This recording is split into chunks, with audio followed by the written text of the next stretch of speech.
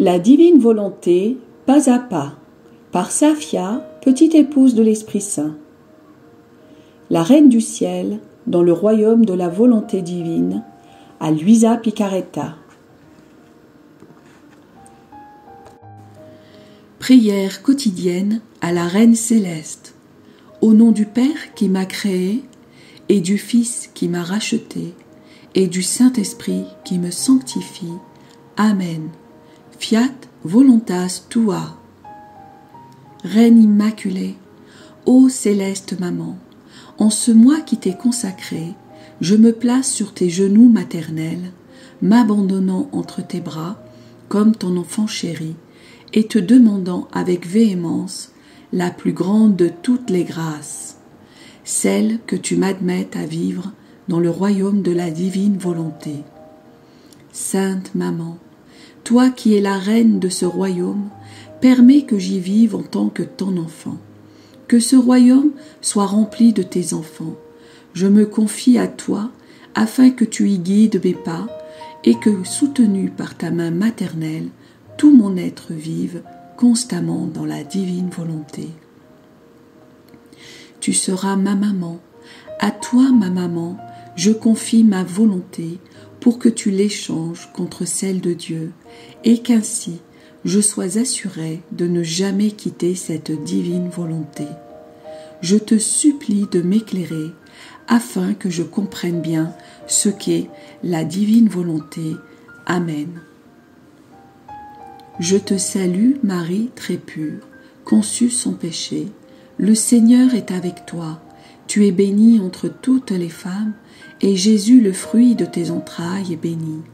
Sainte Marie, Mère de Dieu, co-rédemptrice du monde, Mère et Reine de la divine volonté, Immaculée Conception, Mère des vivants et de l'Église, prie pour nous pécheurs de toutes les générations et veuille répandre l'effet de grâce de ta flamme d'amour à toute l'humanité, maintenant et à l'heure de notre mort. Amen. 33e jour. Première heure de souffrance. L'enfant Jésus, soumis à l'incision cruelle de la circoncision. L'âme à sa reine immaculée. Sainte Maman, ton amour me pousse fortement à me tenir près de toi. Tu veux me faire participer à tes joies et à tes peines en les déposant dans mon cœur comme gage de ton amour et de celui du petit enfant Jésus, pour mieux m'amener à vous imiter. Sainte Maman, aide-moi à t'imiter parfaitement. Leçon de la Reine du Ciel. Ma chère fille, mon cher fils, comme j'avais hâte d'être en ta compagnie pour pouvoir te raconter notre histoire d'amour et de souffrance. Lorsque l'on est accompagné, les joies sont plus douces et les souffrances atténuées à cause de la compagnie de la personne qui nous aime. À peine 8 jours s'étaient écoulés depuis la naissance du divin enfant. Tout était joie et bonheur pour nous. La création avait gardé son air de fête depuis la naissance du Créateur bébé. Cependant, l'accomplissement de notre devoir vint interrompre notre joie. À cette époque, en effet, il y avait une loi demandant que tous les garçons premiers-nés soient soumis à la circoncision. Mon cœur de maman saigna à cause du chagrin de devoir soumettre mon cher fils, ma vie, mon Créateur, à cette cruelle souffrance. Oh, comme j'aurais préféré souffrir à sa place! Mais la suprême volonté ne l'entendait pas ainsi, et en accord avec saint Joseph, je dus passer à l'acte héroïque de faire circoncire le bébé Jésus. Ma fille, mon fils, tu ne peux savoir combien cela me coûta. À la douloureuse incision, j'ai senti mon cœur se déchirer et j'ai pleuré. Saint Joseph a aussi pleuré. Quant à mon cher bébé, il sanglotait, tremblant de douleur et me regardant, il cherchait de l'aide. Quelle heure pénible nous avons passée tous les trois. Elle rejoignit toutes les créatures en leur apportant la première caution de la vie de mon fils pour les sauver. Fille bénie, fils béni. Cette coupure cachait de profonds mystères. Elle scella la fraternité du céleste bébé avec la famille humaine. Le sang qui versa était le premier paiement à la justice divine pour le rachat de toutes les générations humaines. Étant innocent, le cher enfant n'était pas obligé de se soumettre à cette loi, mais il le fait pour donner l'exemple et pour infuser confiance et courage à tous en leur disant « N'ayez pas peur, je suis votre frère, je suis semblable à vous. Aimons-nous les uns les autres, et je vous sauverai tous. Je vous amènerai tous à mon Père céleste, comme mes chers frères et sœurs. » Ma fille, mon fils, quel exemple nous donne le céleste bébé. Lui, l'auteur de la loi, il obéit à la loi. Bien que né à peine 8 jours auparavant, il se fit un devoir de se soumettre à la cruelle blessure de la circoncision, blessure ineffaçable comme l'union qu'il était venu établir entre lui et l'humanité dégradée. Ce geste rappelle que la sainteté consiste à faire son devoir, à observer les lois et à accomplir la volonté divine. La sainteté sans aucun devoir n'existe pas. C'est le devoir qui met de l'ordre et de l'harmonie dans la sainteté et qui la scelle. Ma fille, mon fils, tu dois savoir qu'en se retirant de la divine volonté, après sa brève vie dans l'innocence, Adam fut blessé profondément dans sa volonté humaine, beaucoup plus que s'il avait été blessé par un coup de couteau mortel. À travers cette blessure, le péché et les passions pénétrèrent en lui. Il perdit la lumière merveilleuse de la divine volonté et se dégrada à en faire pitié. Après les joies de sa naissance, mon cher fils voulut subir la blessure de la circoncision pour qu'elle puisse guérir la blessure qu'Adam s'infligea et infligea à toute l'humanité en faisant sa propre volonté.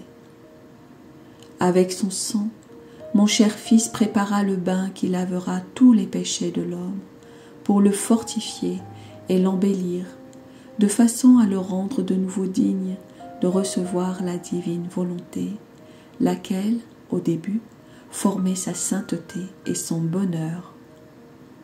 Ma fille, mon fils, tous les actes et toutes les souffrances que Jésus vécut sur la terre n'avaient d'autre objectif que de ramener la divine volonté dans les créatures. Ma chère fille, mon cher fils, en toutes circonstances, même douloureuses et humiliantes, aie à cœur de toujours accomplir la volonté de Dieu. Ces circonstances constituent la matière première dans laquelle la divine volonté se cache pour agir dans la créature. De ces souffrances naissent les joies les plus belles qui tarissent nos larmes.